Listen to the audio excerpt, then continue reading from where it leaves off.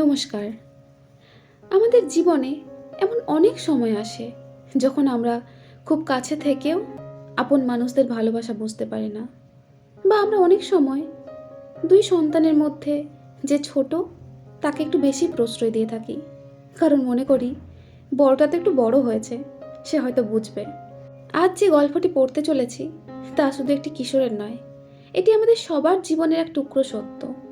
পড়াশোনা, শাসন, অভিমান, একাকিত্ব সব মিলিয়ে এই গল্পটি আমাদের মনে করে দেয় যে সব থেকে বড় ছুটি স্কুল থেকে পাওয়া যায় না, দুঃখ কষ্ট থেকে মুক্তি পাওয়াই হচ্ছে আসল ছুটি। তো কথা না বাড়িয়ে চলুন শুরু করা যাক আজকের আমাদের গল্প, কবিগুরু রবীন্দ্রনাথ ঠাকুরের লেখা ছুটি।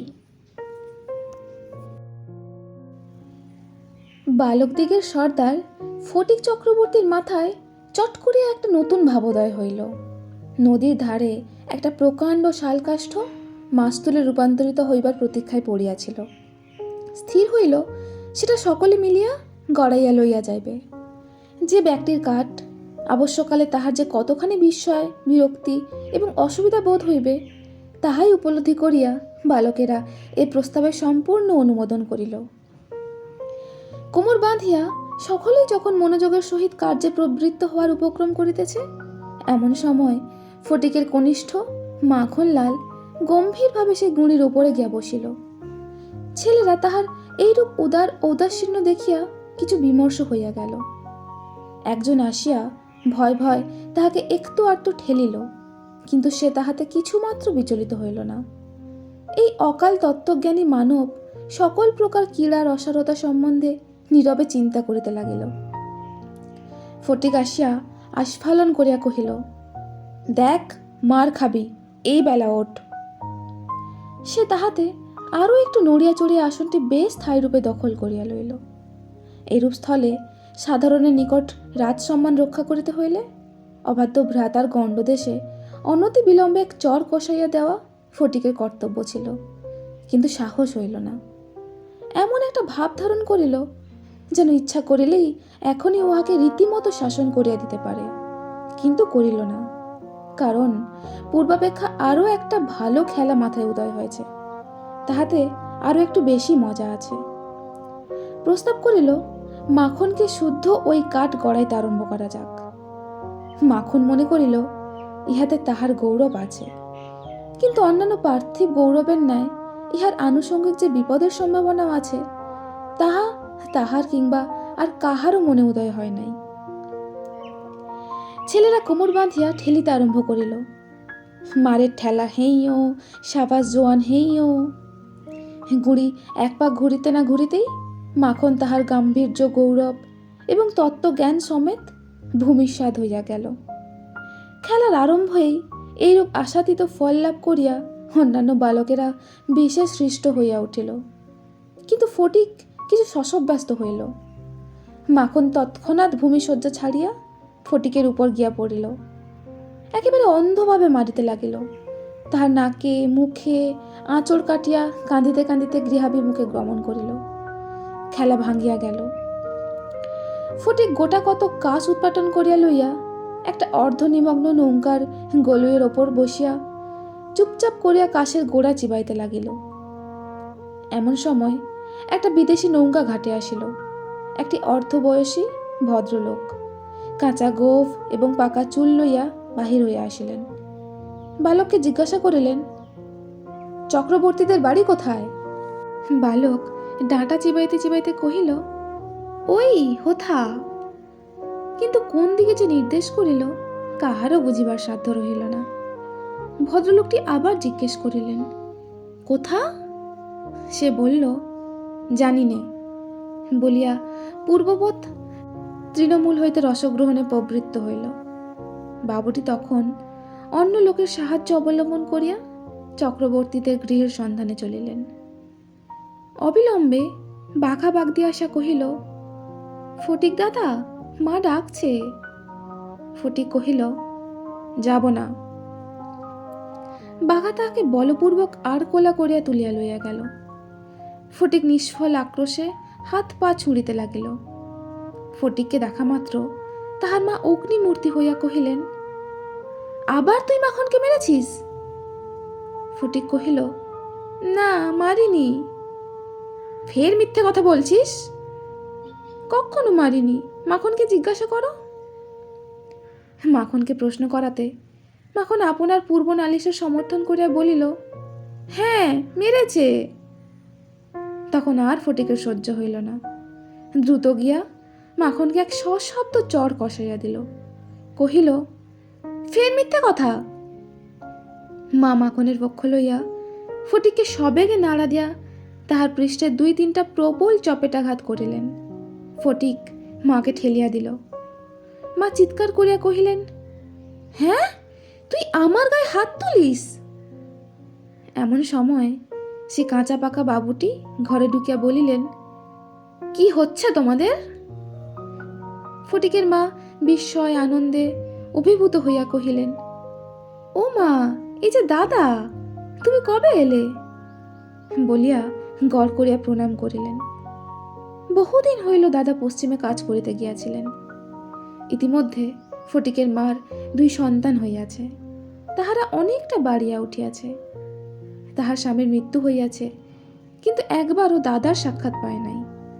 আজ বহুকাল পরে দেশে ফিরিয়া বিশ্বম্বরবাবু তাহার ভগিনীকে দেখিতে আসিয়াছেন। কিছুদিন খুব সমারোহে গেল। অবশেষে বিদায় লইবার 2 দিন 1 দিন পূর্বে বিশ্বম্বরবাবু তাহার ভগিনীকে ছেলেদের পড়াশোনা, মানসিক উন্নতি সম্বন্ধে প্রশ্ন করিলেন। উত্তরে ফটিকের অবাধ্য উচ্ছৃঙ্খলতা, পাঠে অমনোযোগ এবং মাখনের সুশান্ত সুশীলতা ও বিদ্যানুরাগের বিবরণ শুনিলেন। তার ভগিনী কহিলেন, ফটিক আমার হার জ্বালাতন করিয়াছে। শুনিয়া বিশ্বম্বরবাবু প্রস্তাব করিলেন, তিনি ফটিককে কলিকাতায় লইয়া গিয়া নিজের কাছে রাখিয়া শিক্ষা দেবেন। বিধবা এই প্রস্তাবে সহজেই সম্মত হইলেন। ফটিককে জিজ্ঞাসা করিলেন, কেমন রে ফটিক, মামার সঙ্গে কলিকাতায় যাবি? ফটিক লাফাইয়া উঠিয়া বলিল, যাব। যদিও ফটিককে বিদায় করিতে তাহার মায়ের আপত্তি ছিল না, কারণ তাহার মনে সর্বদাই আশঙ্কা ছিল কোন দিন সে মাখনকে জলেই ফেলিয়া দেয়, কি মাথা ফাটিয়ে দেয়, কি কি একটা দুর্ঘটনা ঘটায়। তথাপি ফটিকের বিদায় গ্রহণের জন্য এত দৃশ্য আগ্রহ দেখিয়া তিনি ঈষৎ ক্ষুণ্ণ হইলেন। কবে যাবে, কখন যাবে করিয়া ফটিক তাহার মামাকে অস্থির করিয়া তুলিল। উৎসাহে তাহার রাত্রি নিদ্রা হয় না। অবশেষে যাত্রাকালে আনন্দের ঔদার্যবশত তাহার ছিপ, ঘুড়ি, লাটাই সমস্ত মাখনকে ভোগ দখল করিবার পুরা অধিকার দেয়া গেল। কলিকাতায় মামার বাড়ি পৌঁছিয়া প্রথমত মামির সঙ্গে আলাপ হইল। মামি এই অনাবশ্যক পরিবার বৃদ্ধিতে মনে মনে যে বিশেষ সন্তুষ্ট হইয়াছিলেন তাহা বলিতে পারি না। তাহার নিজের 3টি ছেলে লইয়া তিনি নিজের নিয়মে ঘরকন্যা পাতিয়া বসিয়া আছেন। ইহার মধ্যে সহসা একটি 13 বৎসরের অপরিচিত অশিক্ষিত পাড়াগের ছেলে ছাড়িয়া দিলে কিরূপ একটা বিপ্লবের সম্ভাবনা উপস্থিত হয়। বিশ্বম্ভরের এত বয়স হইল, তবু কিছুমাত্র যদি জ্ঞানকাণ্ড থাকত। বিশেষত 13-14 বছরের ছেলের মতো পৃথিবীতে এমন বালাই আর নাই। শোভাও নাই, কোনো কাজেও লাগে না, স্নেহও উদ্রেক করে না। তাহার সঙ্গসুখও বিশেষ প্রার্থনীয় নহে। তাহার মুখে আধো আধো কথাও ন্যাকামি, পাকা কথাও জ্যাঠামি এবং কথা মাত্রের প্রগল্ভতা। হঠাৎ কাপড় চোপড়ের পরিমাণ রক্ষা না করিয়া বেমানান রূপে বাড়িয়া ওঠে। লোকে সেটা তাহার একটা কুশ্রী স্পর্ধাস্বরূপ জ্ঞান করে। তাহার শৈশবের লালিত্য এবং কণ্ঠস্বরের মিষ্টতা সহসা চলিয়া যায়। লোকে সেজন্য তাহাকে মনে মনে অপরাধ না দিয়া থাকিতে পারে না। শৈশব এবং যৌবনের অনেক দোষ মাপ করা যায়, কিন্তু এই সময় কোনো স্বাভাবিক অনিবার্য ত্রুটিও যেন অসহ্য বোধ হয়। সেও সর্বদা মনে মনে বুঝিতে পারে পৃথিবীর কোথাও সেটি খাপ খাইতেছে না। এজন্য আপনার অস্তিত্ব সম্বন্ধে সর্বদা লজ্জিত ও ক্ষমাপ্রার্থী হইয়া থাকে। অথচ এই বয়সেই স্নেহের জন্য কিঞ্চিত অতিরিক্ত কাতরতা মনে জন্মায়। এই সময় যদি সে কোনো সহৃদয় ব্যক্তির নিকট হইতে স্নেহ কিংবা সখ্য লাভ করিতে পারে, তবে তাহার নিকট আত্মবিকৃত হইয়া থাকে। কিন্তু কেহ তাহাকে স্নেহ করিতে সাহস করে না, কারণ সেটা সাধারণে প্রশ্রয় বলিয়া মনে করে। সুতরাং তাহার চেহারা এবং ভাবখানা অনেকটা প্রভুহীন পথের কুকুরের মতো হইয়া যায়। অতএব এমন অবস্থায় মাতৃভবন ছাড়া আর কোনো অপরিচিত স্থান বালকের পক্ষে নরক। চারিদিকে স্নেহশূন্য বিরাগ তাকে পদে পদে কাঁটার মতো বিধে। এই বয়সে সাধারণত নারী জাতিকে কোনো এক শ্রেষ্ঠ স্বর্গলোকের দুর্লভ জীব বলিয়া মনে ধারণা হইতে আরম্ভ হয় এবং তাহাদের নিকট হইতে উপেক্ষা অত্যন্ত দুঃসহ বোধ হয়। মামির স্নেহহীন চক্ষে সে যে একটা দুর্গ্রহের মতো প্রতিভাত হইতেছে, এইটে ফটিকের সবচেয়ে বাজিত। মামি যদি দৈবাৎ তাহাকে কোনো একটা কাজ করিতে বলিতেন, তাহা হইলে সে মনের আনন্দে যতটা আবশ্যক তার চেয়ে বেশি কাজ করিয়া ফেলিত। অবশেষে মামি যখন তার উৎসাহ দমন করিয়া বলিতেন, ঢের হয়েছে ঢের হয়েছে, ওতে আর তোমায় হাত দিতে হবে না, এখন তুমি নিজের কাছে মন দাওগে, একটু পরগে যাও, তখন তাহার মানসিক উন্নতির প্রতি মামির এই এতটা যত্ন বাহুল্য তাহার অত্যন্ত নিষ্ঠুর অবিচার বলিয়া মনে হইত। ঘরের মধ্যে এইরূপ অনাদর ইহার পর আবার হাঁপ ছাড়িবার জায়গা ছিল না। দেয়ালের মধ্যে আটকা পড়িয়া কেবলই তাহার সেই গ্রামের কথা মনে পড়িত। প্রকাণ্ড একটা ধাউস ঘুড়ি লইয়া বো বো শব্দে উড়িয়া বেড়াইবার সেই মাঠ, তাইরে নাইরে না করিয়া উচ্চ ঈশ্বরে স্বরচিত রাগিনী আলাপ করিয়া অকর্মণ্যভাবে ঘুরিয়া বেড়াইবার সেই নদী তীর, দিনের মধ্যে যখন তখন ঝাঁপ দিয়া পড়িয়া সাঁতার কাটিবার সেই সংকীর্ণ স্রোতস্বিনী, সেই সব দলবল উপদ্রব স্বাধীনতা এবং সর্বোপরি সেই অত্যাচারিণী অবিচারিণী মা অহর্নিশে তাহার নিরুপায় চিত্তকে আকর্ষণ করিত। জন্তুর মতো এক প্রকার অবুঝ ভালোবাসা, কেবল একটা কাছে যাইবার অন্ধ ইচ্ছা, কেবল একটা না দেখিয়া অব্যক্ত ব্যাকুলতা, গোধূলি সময়ের মাতৃহীন বৎসের মতো কেবল একটা আন্তরিক মা মা ক্রন্দন, সেই লজ্জিত শঙ্কিত শীর্ণ দীর্ঘ অসুন্দর বালকের অন্তরে কেবলই আলোড়িত হইত। স্কুলে এত বড় নির্বোধ এবং অমনোযোগী বালক আর ছিল না। একটা কথা জিজ্ঞাসা করিলে সে হাঁ করিয়া চাহিয়া থাকিত। মাস্টার যখন মার আরম্ভ করিত তখন ভারক্লান্ত গর্ধবের মতো নীরবে সহ্য করিত।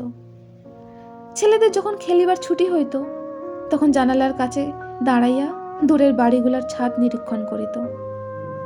যখন সেই দ্বীপ্রহ রৌদ্রে কোনো একটা ছাদে দুটি একটি ছেলে মেয়ে কিছু একটা খেলার ছলে ক্ষণিকের জন্য দেখা দিয়া যাইত, তখন তাহার চিত্ত অধীর হইয়া উঠিত। একদিন অনেক প্রতিজ্ঞা করিয়া অনেক সাহসে মামাকে জিজ্ঞাসা করিয়াছিল, মামা, মার কাছে কবে যাব? মামা বলিয়াছিলেন, স্কুলের ছুটি হোক। কার্তিক মাসে পুজোর ছুটি, সে এখনো ঢের দেরি। একদিন ফটিক তার স্কুলের বই হারিয়া ফেলিল। একে তো সহজেই পড়া তৈরি হয় না, তাহার পর বই হারাইয়া একেবারে নাচার হইয়া পড়িল। মাস্টার প্রতিদিন তাহাকে অত্যন্ত মারধর অপমান করিতে আরম্ভ করিলেন। স্কুলে তাহার এমন অবস্থা হইল যে তাহার মামাতো ভাইরা তাহার সহিত সম্বন্ধ স্বীকার করিতে লজ্জাবোধ করিত।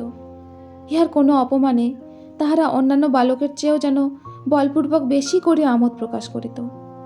অসহ্য বোধ হওয়াতে একদিন ফটিক তাহার মামির কাছে নিতান্ত অপরাধীর মতো গিয়া কহিল, বই হারিয়ে ফেলেছি। মামি অধরের দুই প্রান্তে বিরক্তির রেখা অঙ্কিত করিয়া বলিলেন, বেশ করেছ, আমি তোমাকে মাসের মধ্যে 5 বার করে বই কিনে দিতে পারি নে। ফটিক আর কিছু না বলিয়া চলিয়া আসিল। সে যে পরের পয়সা নষ্ট করিতেছে এই মনে করিয়া তাহার মায়ের ওপর অত্যন্ত অভিমান উপস্থিত হইল। নিজের হীনতা এবং দৈন্য তাকে মাটির সহিত মিশাইয়া ফেলিল। স্কুল হইতে ফিরিয়া সেই রাত্রে তাহার মাথা ব্যথা করিতে লাগিল এবং গা শিরশির করিয়া আসিতে লাগিল। বুঝিতে পারিল তাহার জ্বর আসিতেছে। বুঝিতে পারিল ব্যামো বাঁধাইলে তাহার মামির প্রতি অত্যন্ত অনর্থক উপদ্রব করা হইবে। মামি এই ব্যামোটাকে যে কিরূপ একটা অকারণে অনাবশ্যক জ্বালাতনের স্বরূপ দেখিবে তাহা সে স্পষ্ট উপলব্ধি করিতে পারিল। রোগের সময় এই অকর্মণ্য অদ্ভুত নির্বোধ বালক পৃথিবীতে নিজের মা ছাড়া আর কাহারও কাছে সেবা পাইতে পারে এরূপ প্রত্যাশা করিতে তাহার লজ্জাবোধ হইতে লাগিল। পরদিন প্রাতঃকালে ফটিককে আর দেখা গেল না। চতুর্দিকে প্রতিবেশীদের ঘরে খোঁজ করিয়া তাহার কোনো সন্ধান পাওয়া গেল না। সেদিন আবার রাত্রি হইতে মুষলধারে শ্রাবণের বৃষ্টি পড়িতেছে। সুতরাং তাহার খোঁজ করিতে লোকজনকে অনর্থক অনেক ভিজিতে হইল। অবশেষে কোথাও না পাইয়া বিশ্বম্বরবাবু পুলিশে খবর দিলেন। সমস্ত দিনের পর সন্ধ্যার সময় একটা গাড়ি আসিয়া বিশ্বম্বরবাবুর বাড়ির সম্মুখে দাঁড়াইল। তখনও ঝুপঝুপ করিয়া অবিরাম বৃষ্টি পড়িতেছে। রাস্তায় এক হাঁটু জল দাঁড়াইয়া গিয়াছে। দুইজন পুলিশের লোক গাড়ি হইতে ফটিককে ধরাধরি করিয়া নামাইয়া বিশ্বম্বরবাবুর নিকট উপস্থিত করিল। তাহার আপাদ মস্তক ভিজা, সর্বাঙ্গে কাদা, চক্ষু মুখ লোহিত বর্ণ, থর থর করিয়া কাঁপিতেছে। বিশ্বম্বরবাবু প্রায় কোলে করিয়া তাহাকে অন্তঃপুরে লইয়া গেলেন। মামি তাহাকে দেখিয়াই বলিয়া উঠিলেন, কেন বাপু, পরের ছেলেকে নিয়ে কেন এ কর্মভোগ? দাও, ওকে বাড়ি পাঠিয়ে দাও। বাস্তবিক সমস্ত দিন দুশ্চিন্তায় তাহার ভালো রূপ আহারাদি হয় নাই এবং নিজের ছেলেদের সহিত অনেক খিটমিট করিয়াছেন। ফটিক কাঁদিয়া উঠিয়া কহিল, আমি মার কাছে যাচ্ছিল, আমাকে ফিরিয়ে এনেছে। বালকের জ্বর অত্যন্ত বাড়িয়া উঠিল। সমস্ত রাত্রি প্রলাপ বকিতে লাগিল। বিশ্বম্বরবাবু চিকিৎসক লইয়া আসিলেন। ফটিক তাহার রক্তবর্ণ চক্ষু একবার উন্মিলিত করিয়া কড়িকাঠের দিকে হতবুদ্ধিভাবে তাকাইয়া কহিল, মামা, আমার ছুটি হয়েছে কি? বিশ্বম্বরবাবু রুমালে চোখ মুছিয়া সস্নেহে ফটিকের শীর্ণ তপ্ত হাতখানি হাতের উপর তুলিয়া লইয়া তাহার কাছে আসিয়া বসিলেন। ফটিক আবার বিড়বিড় করিয়া বকিতে লাগিল। বলিল, মা, আমাকে মারিস নে মা, সত্যি বলছি, আমি কোনো দোষ করিনি। পরদিন দিনের বেলা কিছুক্ষণের জন্য সচেতন হইয়া ফটিক কাহার প্রত্যাশায় ফ্যাল ফ্যাল করিয়া ঘরের দিকে চাহিয়া দেখিল। নিরাশ হইয়া আবার নীরবে দেওয়ালের দিকে মুখ করিয়া পাশ ফিরিয়া শুইল। বিশ্বম্বরবাবু তাহার মনের ভাব বুঝিয়া তাহার কানের কাছে মুখ নত করিয়া মৃদুস্বরে কহিলেন, ফটিক, তোর মাকে আনতে পাঠিয়েছি। তাহার পরদিনও কাটিয়া গেল। ডাক্তার চিন্তিত বিমর্ষ মুখে জানাইলেন, অবস্থা বড়ই খারাপ। বিশ্বম্বরবাবু স্তিমিত প্রদীপে রোগশয্যায় বসিয়া প্রতি মুহূর্তেই ফটিকের মাতার জন্য প্রতীক্ষা করিতে লাগিলেন। ফটিক খালাসিদের মতো সুর করিয়া করিয়া বলিতে লাগিল, এক বাও মেলে না, দো বাও মেলে না, না। কলিকাতায় আসিবার সময় কতকটা রাস্তা স্টিমারে আসিতে হইয়াছিল। খালাসিরা কাছে ফেলিয়া সুর করিয়া জল মাপিত। ফটিক প্রলাপে তাহাদেরই অনুকরণে করুণ সুরে জল মাপিতেছে এবং যে অকুল সমুদ্রে যাত্রা করিতেছে, বালক রশি ফেলিয়া কোথাও তাহার তল পাইতেছে না। এমন সময় ফটিকের মাথা ঝড়ের মতো ঘরে প্রবেশ করিয়াই উচ্চ কলরবে শোক করিতে লাগিলেন। বিশ্বম্বর বহু কষ্টে তাহার শোকোচ্ছ্বাস নিবৃত করিলেন। তিনি শয্যার উপর আছাড় খাইয়া পড়িয়া উচ্চৈস্বরে ডাকিলেন, ফটিক, সোনা, মানিক আমার। ফটিক যেন অতি সহজে তাহার উত্তর দিয়া কহিল, হ্যাঁ। মা আমার ডাকিলেন, ওরে ফটিক, বাপ ধন রে। ফটিক আস্তে আস্তে পাশ ফিরিয়া কাহাকেও লক্ষ্য না করিয়া মৃদুস্বরে কহিল, মা, এখন আমার ছুটি হয়েছে মা, এখন আমি বাড়ি যাচ্ছি। তো এখানেই শেষ হচ্ছে আমাদের আজকের গল্প। গল্পটি সত্যি অনেক বেদনাদায়ক এবং আমাদের অনেকের জীবনের সাথে কিছুটা কানেক্টেড। যারা আমরা বড় সন্তান বাড়ির, তারা অবশ্যই কোনো না কোনো সময় এটা ফিল করেছি, কিন্তু এটা হয়তো কোনো ক্ষেত্রে সত্যি নয়। কিন্তু তাও যখন ছোট ছিলাম তখন এই ভাবনাগুলোকে আমরা কিছুতেই কন্ট্রোল করতে পারতাম না। আশা করি এই গল্পটা থেকে আমরা অনেক কিছু শিক্ষা নিতে পারবো। আমরা আমাদের সব বাচ্চাদের সমানভাবে ভালোবাসবো, সমানভাবে স্নেহ আদর দিয়ে আগলে রাখবো। তো আমি এখানেই শেষ করছি। আশা করি আপনাদের ভালো লেগেছে। আপনাদের যদি অন্য কিছু মনে হয় তাহলে অবশ্যই আমাকে কমেন্টে জানাবেন। আমি আসবো পরের দিন আরও একটা নতুন গল্প নিয়ে। ততক্ষণ সবাই ভালো থাকবেন, সুস্থ থাকবেন। ধন্যবাদ।